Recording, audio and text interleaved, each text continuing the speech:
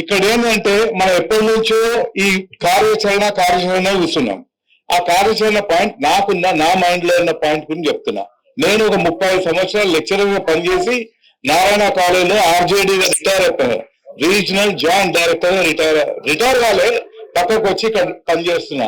సార్తోని ఎప్పుడు తెలంగాణ ఉద్యమంలో చేసిన అన్నతోని 1988లో science college Osmania science college లో క్రాంతి సంగ్రహ పరిషత్ పార్టీ పెట్టినాం మేము. అప్పుడే శంకర్ గారు ఉండేది. మండల్ కమిషన్ కి పోరాటం చేసి అప్పుడు యాంటీ రిజర్వేషన్ జేఎన్యూలో ఉంటే మనం ప్రీ రిజర్వేషన్ చేసినాం. అప్పుడు సాధించినాం మనం. ఆ ఫౌండర్ మెంబర్ నేను.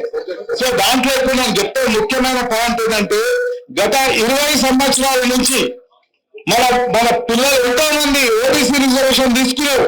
వాళ్ళందరినీ ఒక్క తాటపై తేవండి చాలు మనం సాధించేస్తాం.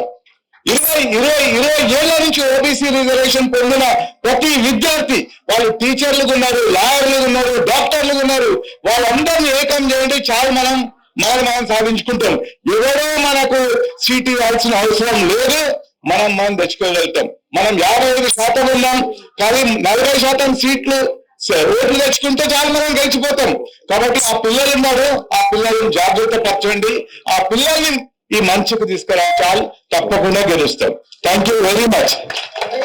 ఉద్యమ నేత, అల్పురం ఉద్యమకారుడు, నిరంతరం బీసీ ఉద్యమాన్ని మాట్లాడి అన్న 2 నిమిషం నాకు ఒక్క నిమిషం కట్ చేస్తాం మైకు.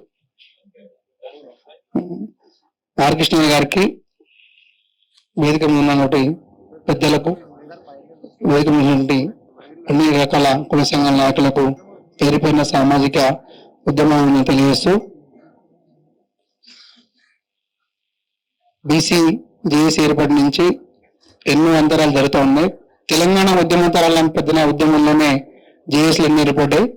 కానీ ఎవరైతే కొట్లాడతారో వారే ముందు వరుసలు ఉంటారు. ప్రజలు కూడా తెలుసు ఆర్ కృష్ణ బీసీ ఉద్యమాన్ని ఎన్ని మోషన్లో ఎక్కడ తీసుకెళ్ళిండో, ఏ అంశం కొట్లాడిన అందరికి తెలుసు. జేఏసీని పక్కా పెడితే బీసీ ఉద్యమానికి కుల సంఘ నాయకులుగా, విద్యార్థులుగా, మేధావులుగా మనం ఏం చేస్తామన్నది ఆలోచన చేయాల్సిన అవసరం ఉంది. బీసీల గురించి సాహిత్యం అనేది బయటికి ఎందుకు తీసుకోవట్లేదు అనేది నేను చెప్పాల్సుకున్నాం. సాహిత్య మేధావులారా, బీసీల యొక్క అస్తిత్వం పట్ల మీ సాహిత్యాన్ని వెలికి తీయండి, ప్రజల్ని చైతన్యపరచండి.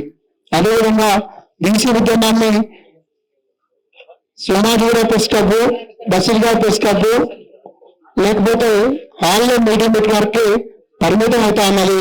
ఉద్యమాన్ని గ్రామస్థాయి నాయకత్వము కొరవడతా ఉన్నది.